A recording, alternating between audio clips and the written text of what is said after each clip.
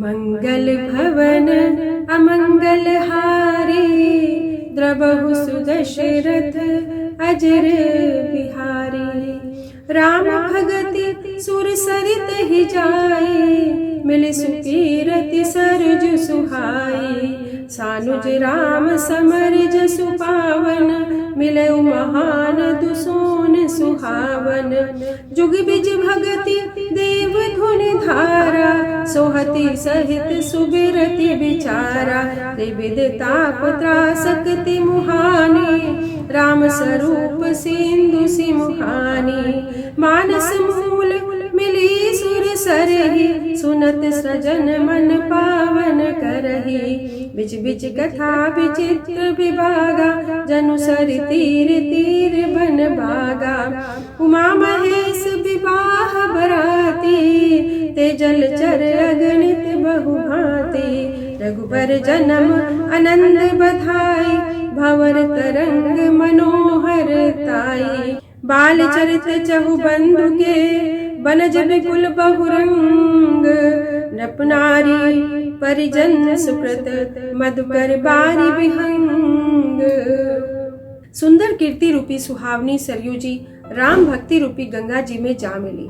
छोटे भाई लक्ष्मण जी सहित श्री राम जी के युद्ध का पवित्र यश रूपी सुहावना महानद सोन उसमें जा मिला। दोनों के बीच में भक्ति रूपी गंगा की धारा ज्ञान और वैराग्य के सहित शोभित हो रही है। ऐसी तीनों तापों को डराने वाली यह तिमुहानी नदी राम स्वरूप रूपी समुद्र की ओर जा रही है। इस कीर्ति रूपी सरयू का मूल मानस श्री रामचरित है और यह राम भक्ति रूपी गंगा जी में मिली है। इसलिए यह सुनने वाले सज्जनों के मन को पवित्र कर देगी। और इसके बीच बीच में जो भिन्न भिन्न प्रकार की विचित्र कथाएं हैं, वे ही मानो नदी तट के आसपास के वन और बाग हैं। श्री पार्वती जी और शिव जी के विवाह के बाराती इस नदी में बहुत प्रकार के असंख्य जलचर जीव हैं। श्री रघुनाथ जी के जन्म की आनंद बधाइयां ही इस नदी के भंवर और तरंगों की मनोहरताएं हैं। चारों भाइयों के जो बाल चरित्र हैं, वे ही इसमें खिले हुए रंग बिरंगे बहुत से कमल हैं।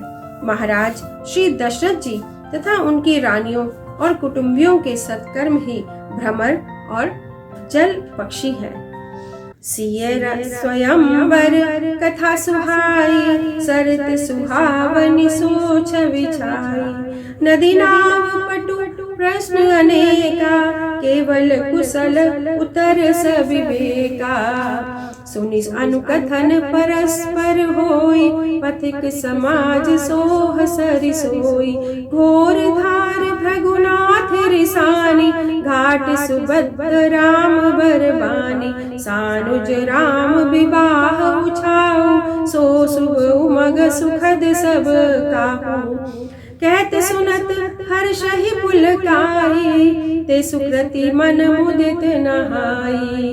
राम तिलक हित मंगल साजा, परब जोग जनु जुरे समाजा। काय सुमति के कई केरी, परिजासु फल विपति घनेरी। समन अमित उत्पात सब, भरत चरित जप जा। कलि अग खल अवगुण कथन, ते जलमल बग काग। श्री सीता जी के स्वयंवर की जो सुंदर कथा है, वही इस नदी में सुहावनी छवि छा रही है। अनेकों सुंदर विचारपूर्ण प्रश्न ही इस नदी की नाव हैं और उनके विवेक युक्त उत्तर ही चतुर केवट है।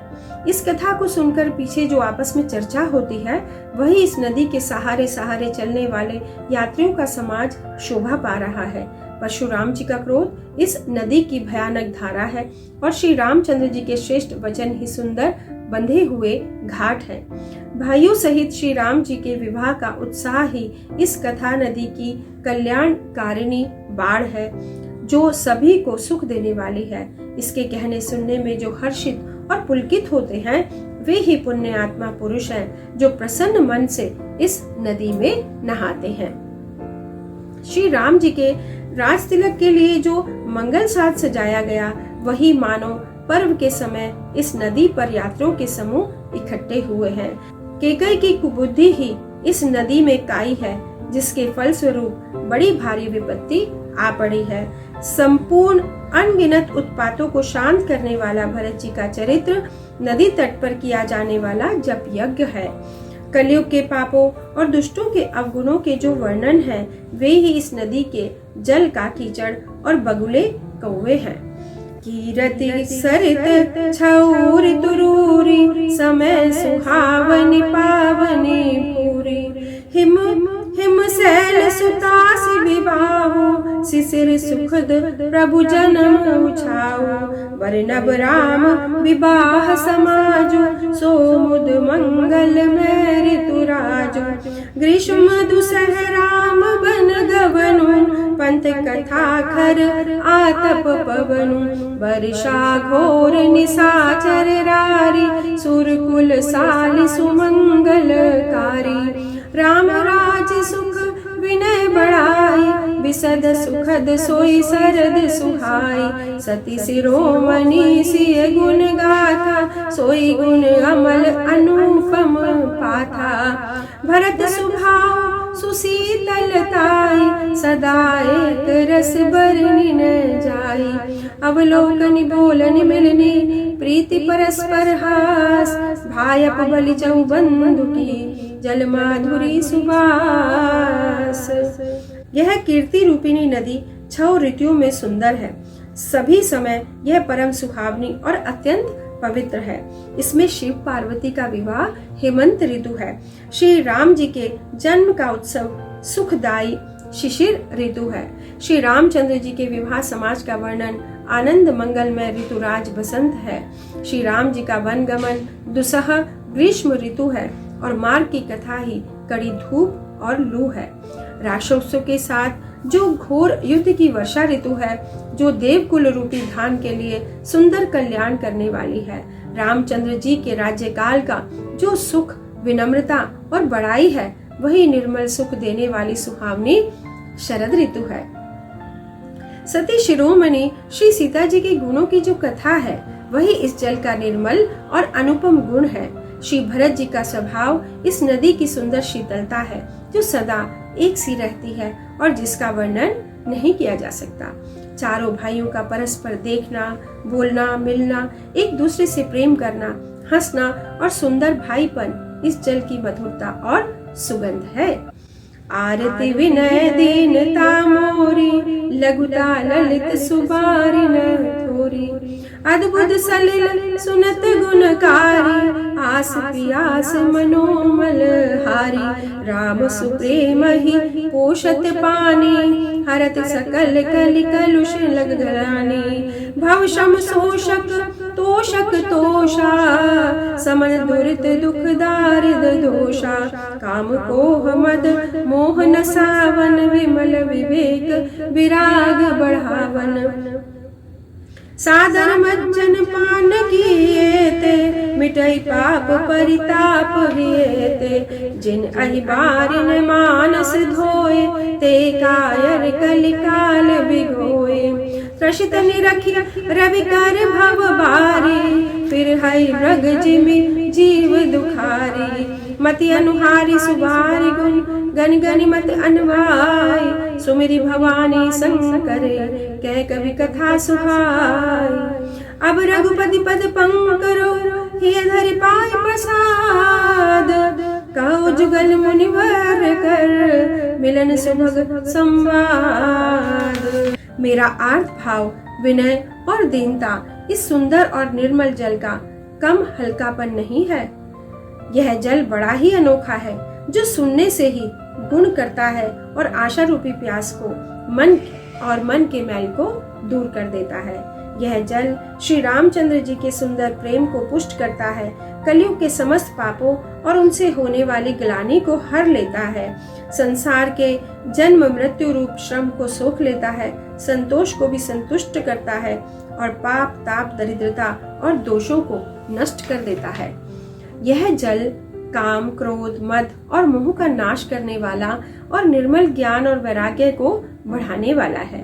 इसमें आदर पूर्वक स्नान करने से और इसे पीने से हृदय में रहने वाले सब पाप ताप मिट जाते हैं। जिन्होंने इस जल से अपने हृदय को नहीं धोया वे कायर कलिकाल के द्वारा ठगे गए। जिसे प्यासा हिरण सूर्य की किरणों के रेत पर पड़ने से उत्पन्न हुए जल के भ्रम को वास्तविक जल समझकर पीने को दौड़ता है और जल ना पाकर दुखी होता है, वैसे ही वे जीव भी दुखी होंगे। अपनी बुद्धि के अनुसार इस सुंदर जल के गुणों को विचार कर उसमें अपने मन को स्नान कराकर और श्री भवानी शंकर को स्मरण करके कवि अर्थात तुलसीदास सुंदर कथा कहता है। मैं अब श्री रघुनाथ जी के चरण कमलों को हृदय में धारण कर और उनका प्रसाद पाकर दोनों श्रेष्ठ मुनियों के मिलन का सुंदर संवाद वर्णन करता हूँ। भरद्वाज मुनि बसहि प्रयागा तिनहि राम पद अति अनुरागा तापस समदम दया निधाना परमारथ पथ परम सुजाना माघ मकर गत रवि जब होई तीरथ पथ ही आव सब कोई देव दनुज किन्नर नर श्रेणी सादर मज्जहि सकल त्रिवेणी पूजहि माधव पद जल जाता परसि अखय बटु हर्षहि गाता भरद्वाज आश्रम अति पावन परम रम्य मुनिवर मन भावन तहाँ होई मुनि ऋषय समाजा जाहिज मज्जन तीरथ राजा मज्जहि प्रात समेत उछाहा करई परस्पर हरि गुण गाहा ब्रह्म निरूपण धर्म विधि वर्णय तत्व विभाग कहे भक्ति भगवंत कहे संयुत ज्ञान विराग। भरद्वाज मुनि प्रयाग में बसते हैं। उनका श्री राम जी के चरणों में अत्यंत प्रेम है। वे तपस्वी निग्रहित चित्त जितेंद्रिय दया के निधान और परमार्थ के मार्ग में बड़े ही चतुर हैं। माघ में जब सूर्य मकर राशि पर जाते हैं तब सब लोग तीर्थराज प्रयाग को आते हैं। देवता दैत्य किन्नर और मनुष्यों के समूह सब आदर पूर्वक त्रिवेणी में स्नान करते हैं। श्री वेणी माधव के चरण कमलों को पूजते हैं और अक्षयवट का स्पर्श कर उनके शरीर पुलकित होते हैं। भरद्वाज जी का आश्रम बहुत ही पवित्र परम रमणीय और श्रेष्ठ मुनियों के मन को भाने वाला है। तीर्थराज प्रयाग में जो स्नान करने जाते हैं उन ऋषि मुनियों का समाज वहां है, जहां प्रातःकाल सब उत्साह पूर्वक स्नान करते हैं और फिर परस्पर भगवान के गुणों की कथाएं कहते हैं। ब्रह्म का निरूपण, धर्म का विधान और तत्वों के विभाग का वर्णन करते हैं तथा ज्ञान वैराग्य से युक्त भगवान की भक्ति का कथन करते हैं। यही प्रकार भरी माघ नहाई पुन सब निज निज आश्रम जाहि प्रति सम्मत अति होई आनंदा मकर मज्जि गवनहि मुनि वृंदा।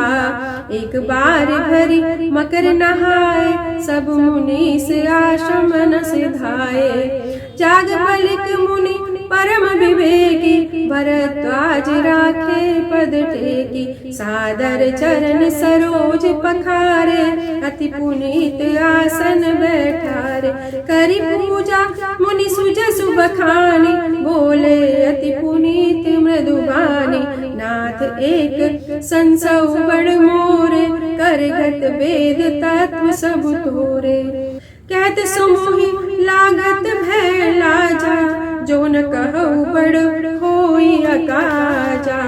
संत कहे अस नीति प्रभु श्रुति पुराण मुनि गाव होई न विमल विवेक और गुरुसन किए दुराव। इस प्रकार माघ के महीने भर स्नान करते हैं और फिर सब अपने अपने आश्रमों को चले जाते हैं। हर साल वहाँ इस तरह का बड़ा आनंद होता है। मकर में स्नान करके मुनिगण चले जाते हैं।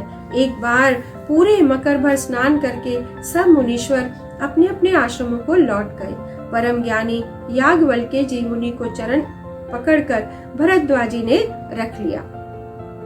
आदर पूर्वक उनके चरण कमल धोए और बड़े ही पवित्र आसन पर उन्हें बिठाया। पूजा करके मुनि याज्ञवल्क्य जी के सुयश का वर्णन किया और फिर अत्यंत पवित्र और कोमल वाणी से बोले, हे नाथ, मेरे मन में एक बड़ा संदेह है। वेदों का तत्व सब आपकी मुट्ठी में है, पर उस संदेह को कहते हुए मुझे भय और लाज आती है, और यदि नहीं कहता तो बड़ी हानि होती है। हे प्रभु, संत लोग ऐसी नीति कहते हैं और वेद पुराण तथा मुनिजन भी यही बतलाते हैं कि गुरु के साथ छिपाव करने से हृदय में निर्मल ज्ञान नहीं होता। अस विचारी प्रगटौ निज मोह, हरौ नाथ करि जन पर छो। राम नाम कर अमित प्रभावा, संत पुराण उपनिषद गावा। संतत जपत शंभु अविनाशी, शिव भगवान ज्ञान गुण राशि। आकर चार जीव जग अहई, काशी मरत परम पद लहई। सोपि राम महिमा मुनिराया, शिव उपदेश करत करी दाया। राम गवन पहु पूछऊ तोहि, कहु बुझाई कृपा निधि मोहि। एक राम अवधेश कुमारा, तिनकर चरित विदित संसारा।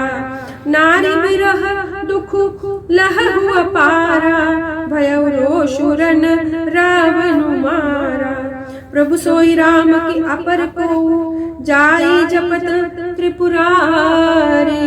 सत्य धाम सर्वज्ञ तुम, कहु विवेक विचारी। यही सोचकर मैं अपना अज्ञान प्रकट करता हूँ। हे नाथ, सेवक पर कृपा करके इस अज्ञान का नाश कीजिए। संतों, पुराणों और उपनिषदों ने राम नाम के असीम प्रभाव का गान किया है। कल्याण स्वरूप ज्ञान और गुणों की राशि अविनाशी भगवान शंभु निरंतर राम नाम का जप करते रहते हैं। संसार में 4 जाति के जीव हैं। काशी में मरने से सभी परम पद को प्राप्त करते हैं। हे मुनिराज, वह भी राम नाम की ही महिमा है, क्योंकि शिवजी महाराज दया करके राम नाम का ही उपदेश करते हैं। इसी से उनको परम पद मिलता है। हे प्रभु, मैं आपसे पूछता हूँ कि वे राम कौन है? हे कृपा निधान, मुझे समझाकर कहिए। एक राम तो अवध नरेश दशरथ जी के कुमार हैं। उनका चरित्र सारा संसार जानता है। उन्होंने स्त्री के विरह में अपार दुख उठाया और क्रोध आने पर युद्ध में रावण को मार डाला। हे प्रभु, वही राम है या कोई दूसरे हैं जिनको शिवजी जपते हैं? आप सत्य के धाम हैं और सब कुछ जानते हैं। ज्ञान विचार कर कहिए। मंगल भवन अमंगल हारी, द्रवहु सुदशरथ अजर बिहारी।